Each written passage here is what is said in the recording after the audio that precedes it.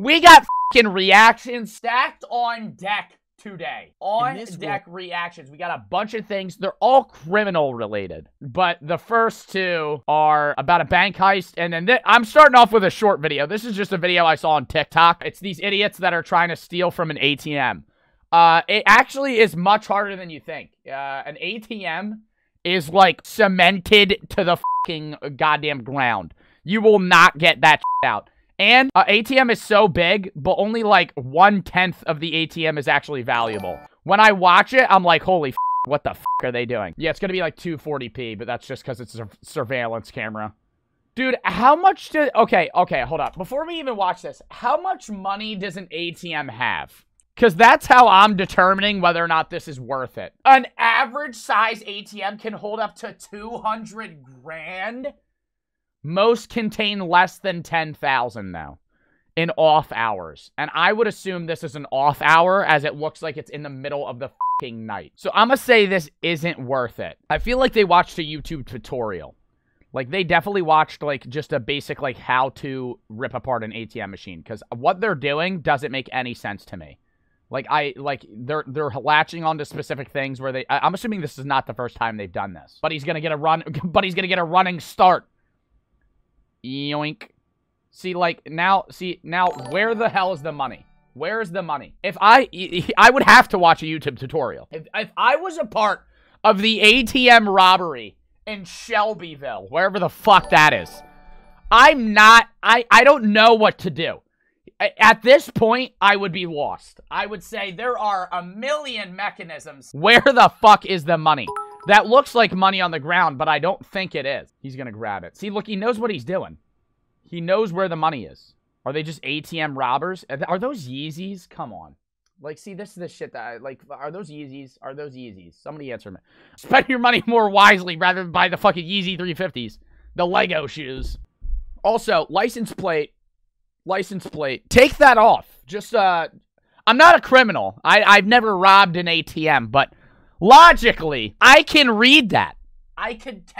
That looks like I could read that if I had to. I feel like you should take off the license plate. Is that a thought? Because they can just, you know, track you. I thought it was off initially, and then he pulls forward. It's just flashing in the cam. That's a stolen truck. Do you even need a stolen truck? I feel like I would do this shit on foot. It's probably like 4 a.m. at some random ATM. I'm just gonna stroll. I'm gonna walk from like 10 miles away with a crowbar. I'm just gonna fucking rob. Oh, wait, no, you need something to yank that shit out. You need force. I'd bring a go-kart. I would buy a go-kart. I'd plan the robbery 10 years in advance. I would buy a go-kart and I would customize it over a span of 10 years. So it looks nothing like how when I bought it, right? But it's a very forceful go-kart, possibly an ATV, actually. And then I would commit crimes against ATMs 10 years down the line. So when right now I'm 20. When I'm 30 years old, I'll start robbing ATMs. Okay, so what's in... how much money do you think that is? How much money do you think that is? It's like a 7-Eleven ATM? Yeah, I don't think there's 200 grand in this. I think at max 10K. Like, a casual 7-Eleven is going to have $200,000 in cash just sitting in a fucking ATM. See, and look, he's trying... what is he trying to fuck... Is there more, or is he trying... like, look, they're just looking around. Oh, shit. Oh, fuck! Oh my, what's in that one? That one's gotta have fucking a shit. Is that all money? Dude, they're just grabbing fucking chargers at this point. That's probably a fucking car battery. I wouldn't know what to grab. I wouldn't know what has money in it. It would be very... oh shit, I already just moved on to the next video. Oh, you got me fucked up. November 18th, 2021, 4:14 a.m. What is the best time to commit a crime? I would say 4 a.m. is like prime time that criminals choose. Y'all want to know my perfect crime if I was ever to commit a crime? This is going to put me on the British watch list. I'm stealing the gold. I'm stealing the gold in the British vault. Have y'all seen how much gold? Have y'all seen how much gold is in the British vault? Yo, this would be the crime of the century, #1. Impossible to get in here. But I'm stealing from... if I had to commit a crime, all out, I got one shot, I'm doing this. I think it was... that's easily hundreds of millions of dollars. Hundreds of millions of dollars. Those blocks are hundreds of thousands each. That said, if you look at... spread it out a bit. What is this? What is this idea of keeping all of the gold in one area? Gold is really fucking heavy. Yeah, that's why I bring a duffel bag. I don't, you know, I'm just saying, wait, how much is a fucking bar of gold? How much is a bar of gold? I don't give a fuck if they're heavy. I grab 5 of them and it's worth. I grab 5 bars out of, they ain't even gonna notice. If they just, yo, this woman right here, when he's not looking, could just snatch one, put it in her pocket. They're not, what are they gonna fucking track it? They got 100,000 of them in here. Globally recognized, people want gold. How much is in there? How much money is in there? GTA heist room. They should add that. They should add like a GTA heist. Yo, since they just keep updating the game for infinity, GTA, add a heist where you fly to London. Or England, wherever the fuck this is in England. The Bank of England. And you rob the gold. A big bar is 12.4 kilograms. One of those bars is 24 pounds. You're out of your fucking mind. How do you steal that? Oh my god! Dude, yeah, dude, that's why no one robs this shit. Oh my god, it makes so much sense now. Because, number one, it's impossible to get in this bitch. There's probably like 4 big-ass fucking vault doors. 10-foot thick steel. Say you get in. How are you grabbing it all? It's too heavy. A helicopter? Yeah, that's not fucking quiet. You're not gonna be able to fucking easily get away with that.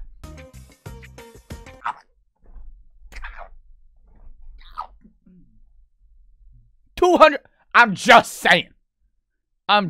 Also, yeah, no, say I do steal say I do steal all of the gold bars, right? How am I selling them? Yes, they don't have tracking codes, and I can steal all the gold bars. But if $200 billion, if 200 billion euros goes missing in gold, and they're just gonna wait for me to just be like selling gold. And so the fucking Prime Minister of England's gonna get a call. Yeah, we got some fucking dude in the US just selling like 800 pounds of gold. He probably stole it. They're just gonna fucking pull up on me. I'm not gonna lie, I have a squad and we all use ballistic armor and LMGs. You're not making it out. If you're gonna rob this type of bank, you gotta be quick and stealthy. If you bust in the door like it's a GTA 5 mission with ballistic armor to steal $200 billion, they're just gonna fucking hunt you. Like, you're gonna have the army going against you at that point. Also, what a dumbass comparison. What would this be worth, roughly? £475,000 at today's market price. That's worth. That's worth. I pocket one. I stroll in. Okay, this is the plan. This is the plan. You get invited for some dumb fuck reason. You get like a Nobel Peace Prize or some shit. And then like your reward for the Nobel Peace Prize, you ask. Oh wait, no, that would make no sense because then I have to do good. You get a the whole plan of getting into the British vault is doing so good that you get a Nobel Peace Prize just so you can get into the British vault and steal gold. Don't you get $1 million for getting the Nobel Peace Prize? There have been no heists since the bank's establishment in 1694. Yet. What's the hardest place to break in the world? I need to know this one now. I need to know this one now. We're watching this one, then we're watching the fucking insane bank vault video. If you could get away with just one crime, which would be the one that you would commit? I wouldn't, no, real talk. If I could get away with one crime, I wouldn't rob the gold bank. Or I wouldn't rob England's bank. What is the U.S.? What is the one that's what's the big bank in New York? If you're smart, then you'd answer committing a heist of this building right here in New York City. The Federal...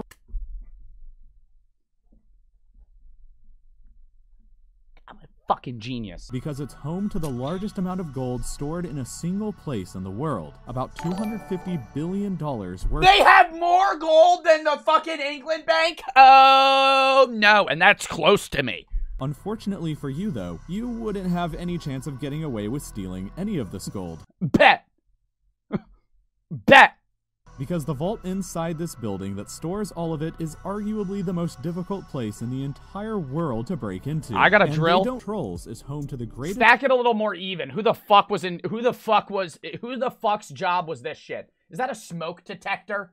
What the fuck is gonna catch on fire? The bank charges no fees for storing gold inside the vault and acts as the gold's guardian. Fees are... What kind of bullshit is that? You're gonna protect $250 billion of gold for free? What crack shit is that? But breaking into the bank digitally is apparently a lot easier. Back in 2016, an unknown group of hackers broke into the Central Bank of Bangladesh and sent fake payment orders to the Fed in New York. They requested $951 million be sent to their bank accounts in Sri Lanka and the Philippines. And the Fed just gave them $101 million of that amount before their security realized what was happening. Okay, we're We're thinking all this wrong. This is the move.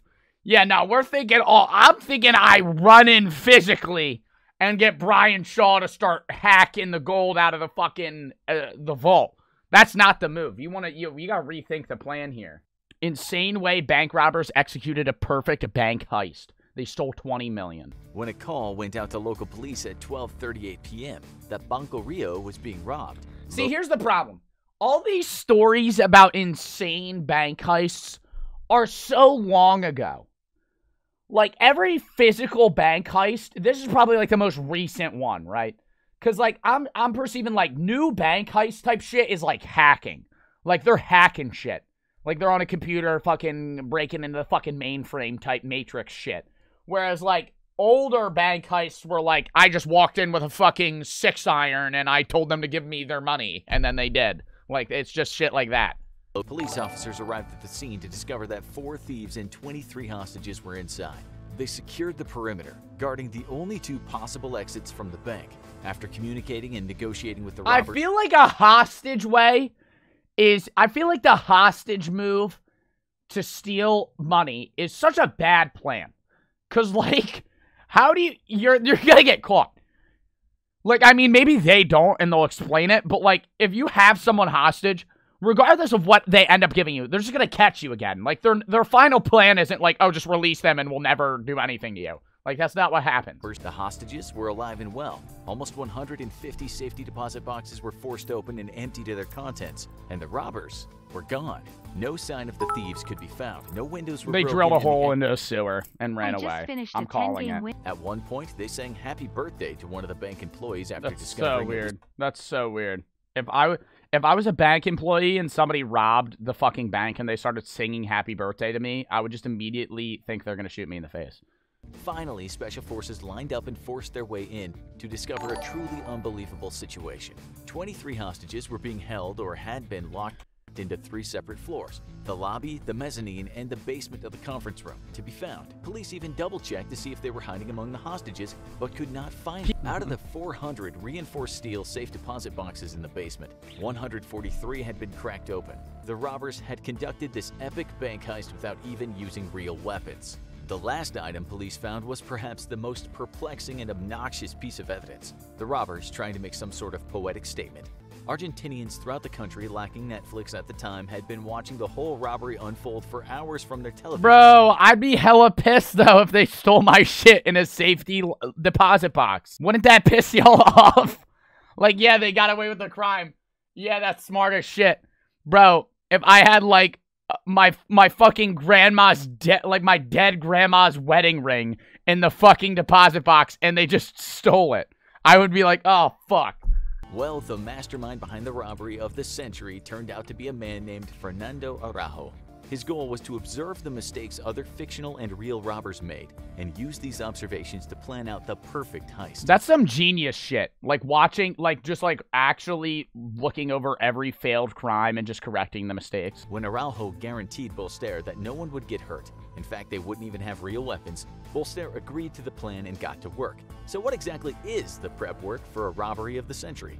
Thanks partly to its temperamental weather, Buenos Aires has plenty of storm drains underneath it. What the fuck did I say in the beginning of the goddamn video? What the fuck did I say? I said they're gonna get out in a fucking drain. Did I or did I not say that? I said that shit fucking 10 seconds in the video. You said a sewer? Same shit. Storm drain sewer. I'm close enough.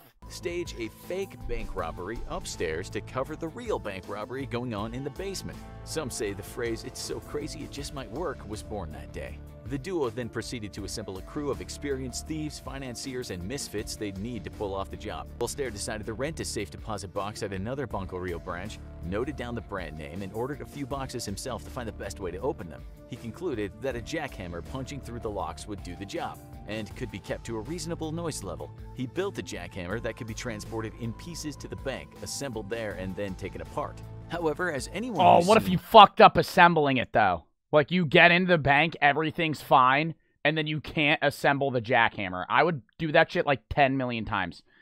Getting the goods into Zodiac boats seemed like a good idea, but the water level was usually too low to hold up the loaded down boats. However, since Bolster couldn't make it rain, no more puns we swear, he naturally decided he'd build a wooden dam in his shop, disassemble it, and reassemble it in the storm drain over Dude, that's the most complicated shit in the world. He just said he's gonna make a fucking beaver dam to get more water. What the fuck? A beaver dam, so when we're way down in the fucking storm drains, we can actually fucking paddle through with all the shit we stole. That is thinking so far in advance. How the fuck? Wait, how do we know their names? If this is the insane way bank robbers executed perfect bank heist, they got caught? Then what the fuck? What? If they got caught, why the fuck am I watching this? Araujo left another stolen car outside the bank purposely to make it look like a getaway vehicle, so police would think they had found the robber's escape plan. Araujo walked into the bank in a baseball cap, ski mask, long blonde wig, sunglasses, and how he managed to avoid weird looks on the sidewalk before entering is anyone's guess. Meanwhile, Bolster had reached the end of the tunnel he had dug and was just chilling in the dark underneath the bank. Doc went down, broke the basement wall separating the bank from Bolster's tunnel, and let Bolster in to help with the robbery, unbeknownst to anyone inside the bank.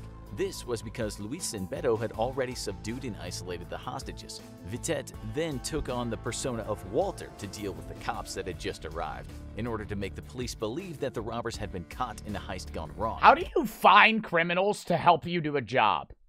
Like, how is that? Like, I'm just thinking about this shit. They said they got 7 just petty criminals to help them. Like, do you just, like, walk up to, like, a drug dealer, like somebody that was, like, already arrested, and just be like, hey, do you want to rob a bank? And they're just like, yeah. The whole crew had been told they had 2 hours to get in and out. Bolster assembled his jackhammer-like contraption 2 hours? And spent another hour and a half opening safe deposit boxes. After Vitet got the signal from Araujo to come downstairs, he told the cops to order pizza, and then went down in the basement, telling the hostages if they moved, they'd be killed.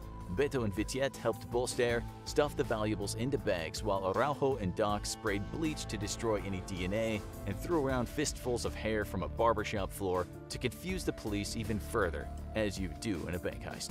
As the men exited through Bolster's tunnel, they cleaned up all they got hair, they got loose hair from a barbershop. That is ingenious.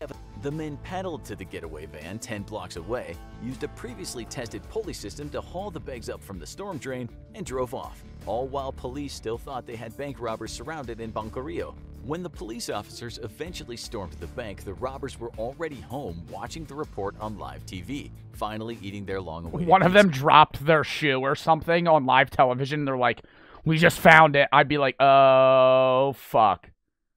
So, wait. If the robbers got away with it, how do we know the names and stories of everyone involved in the crime?